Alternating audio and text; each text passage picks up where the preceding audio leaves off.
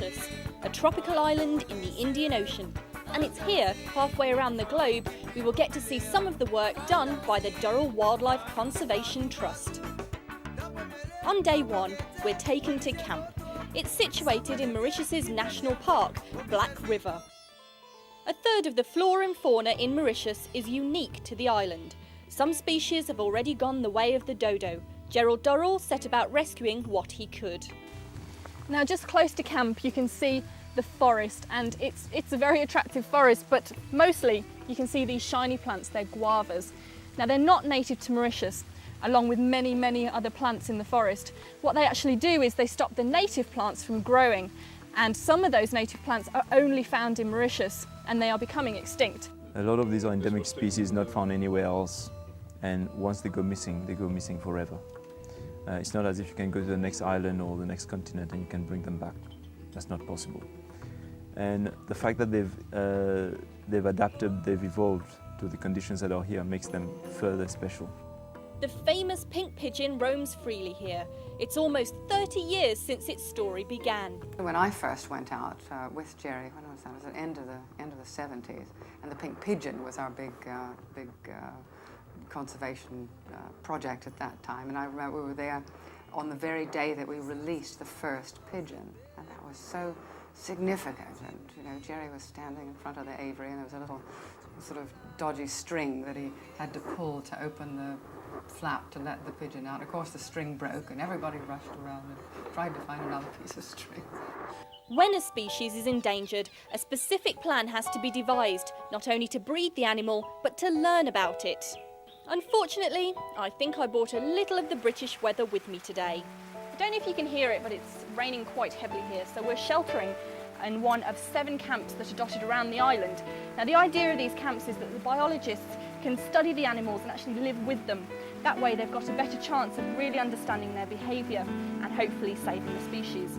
And we discovered very early on that if we want to work with critically endangered species, and if you want to study them when you put them back into the wild, there's no point just going out for a few hours every day and wandering around with a stopwatch.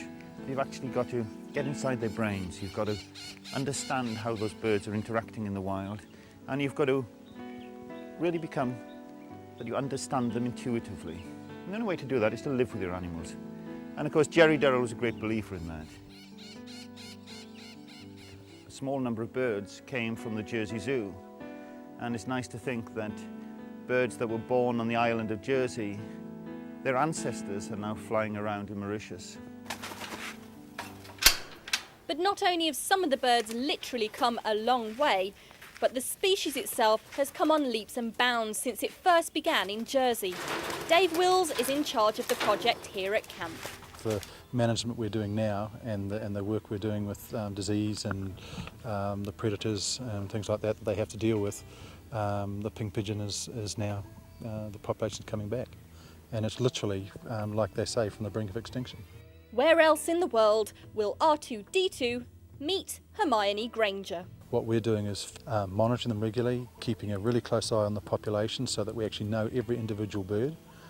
Each individual bird has got its own ID ring, it's got its own colour combination of rings on its legs and its own name. So the names are part of what the staff do. We have staff who volunteers mostly, who work here for 6 months at a time.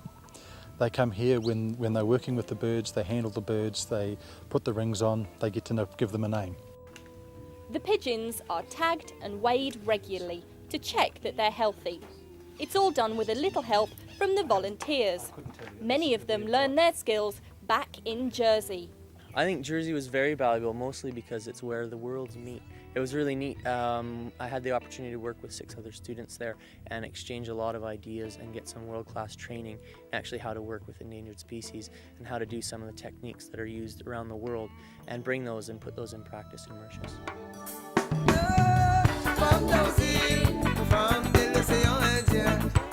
Camp is only one side of the overall conservation project, and it's certainly not the end of this story.